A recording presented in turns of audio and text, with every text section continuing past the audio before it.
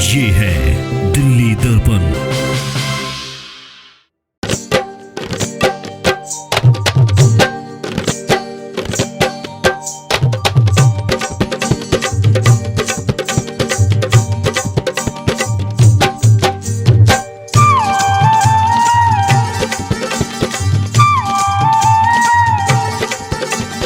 श्रीमद् भागवत हमें यही सिखाती है कि सभी लोग समानता के आधार पर चलें, कोई ऊंच नीच नहीं है।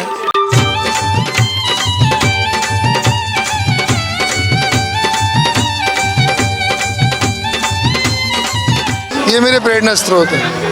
ये नहीं होता तो मेरे जीवन में बदलाव आता ही नहीं। चीज़ें बहुत ज़रूरी है एक युवा वर्ग के लिए, जिससे वो अपने शास्त्र समझे, गीता को पढ़े। जय राधे राधे, जय राधे राधे, जय राधे राधे, वृंदावन धाम अपार। और हम पूरे 32 साल इसमें पूरी कथा में मैं आता हूँ। मैं बहुत छोटी थी जब से मैं गुरुदेव के मुख से कथा सुन रही हूँ। जपे जा राधे राधे। मैं तो यहाँ वर्षों से सुन रही हूँ, तो मेरे लिए तो हर दिन ही अच्छा लगता है और हर दिन नया कुछ गुरुजी सिखाते हैं। लोगों के फोन की वजह से जब ये फोन बंद हो जाएगा ना, तब आप जाके वो रियल कनेक्टिविटी के थ्रू आ पाएंगे। राधे राधे,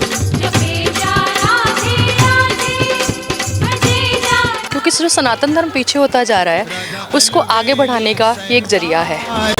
जपे जा राधे राधे, वृंदावन धाम अपार। जपे जा राधे राधे।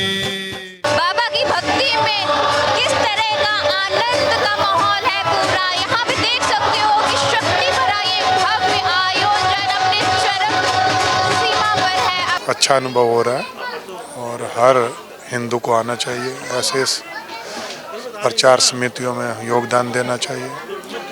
और जो सनातन हमें सिखाता है श्रीमद् भागवत को अच्छे से अध्ययन करना चाहिए, जिससे आपको सांस्कृतिक और सांसारिक मूल्यों का ज्ञान हो, आप अच्छे कर्मों पर चलें और आप सभी को एक समान भाव से देखें, समानता का अनुभव हो।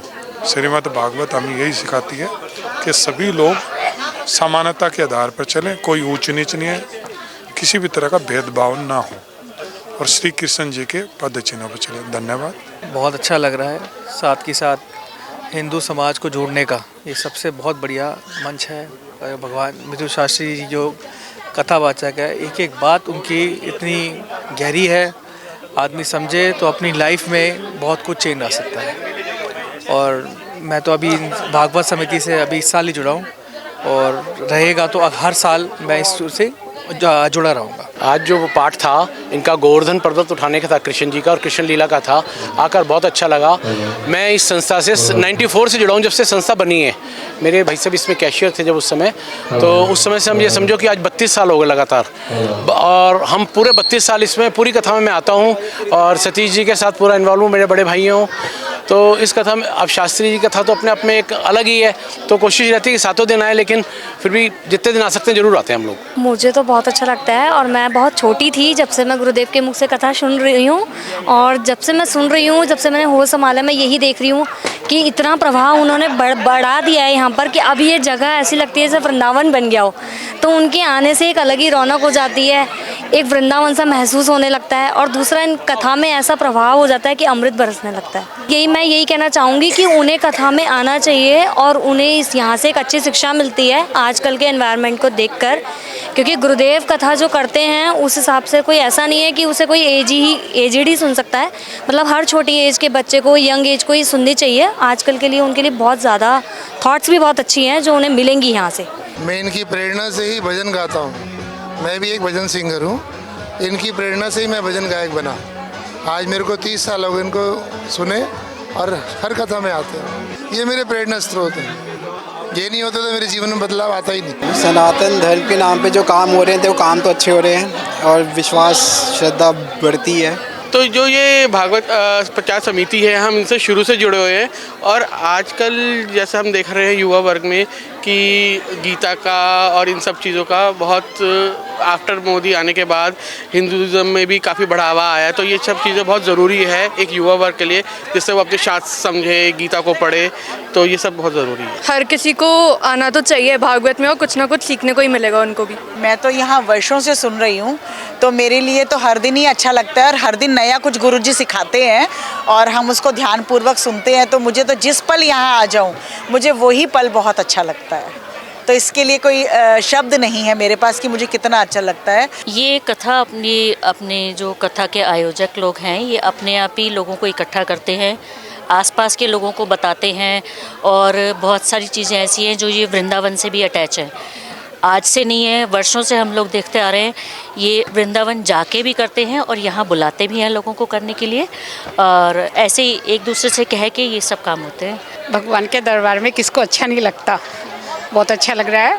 और भगवान के चरणों में रहने के लिए तो हर इंसान सोचता है कि हम चले, जगह मिल जाए बस चरणों में। Not just an event, this is just a religious feeling that I feel like that connects me to प्यारे। प्यारे is like my Krishna that he says। और यहाँ पर आकर आजकल के यूथ को I think rather than celebrating New Year's इधर और उधर and celebrating the Eve like here and there, we should go on and you know bow our head in front of the supreme power जिन्होंने हमारे को ये opportunity मिली है कि हम इस ब्यूटीफुल लाइफ में आ सकें। सो बहुत अच्छी फीलिंग है। और गुरुदेव इतने प्यार से, इतनी अच्छे प्रेम पूर्वक तरीके से एक एक प्रसंग को समझाते हैं। तो अगर मेरे जैसी यूथ को, मेरे जैसी ना समझ को भी इतने अच्छे से समझ में आ रहा है, तो आई गेस बाहर बहुत सारे ऐसे लोग हैं कि जिन्हें आकर यहाँ पर इस चीज़ का आनंद लेना चाहिए। तो जय जय श्री राधे।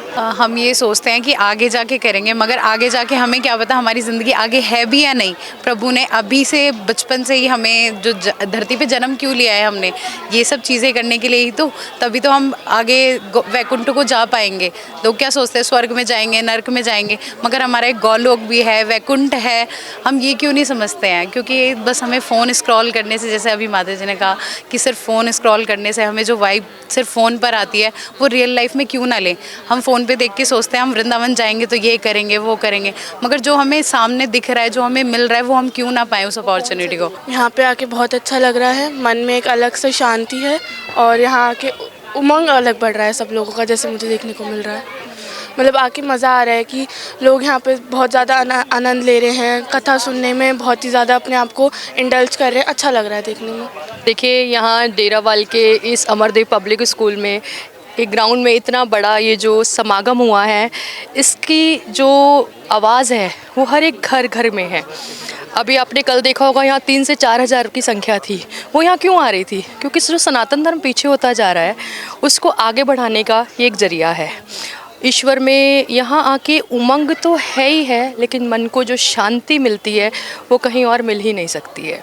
तो भगवान का नाम, सनातन को बढ़ावा देना आज हर एक हिंदू का कर्तव्य है कि हम सनातन को बढ़ावा दें, घर घर में इस प्रचार को फैलाएं कि भगवान की भक्ति में ध्यान दें।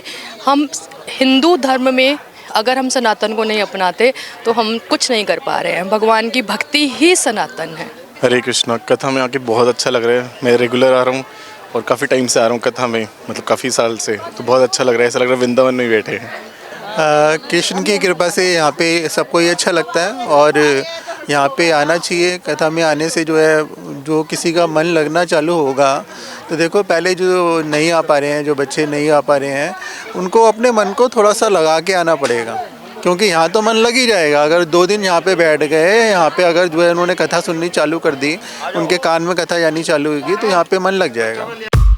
लेटेस्ट खबरों के लिए सब्सक्राइब करें हमारा YouTube चैनल या फिर लॉग ऑन करें www.delhidarpantv.com। खबरों की कवरेज और विज्ञापनों के लिए संपर्क करें।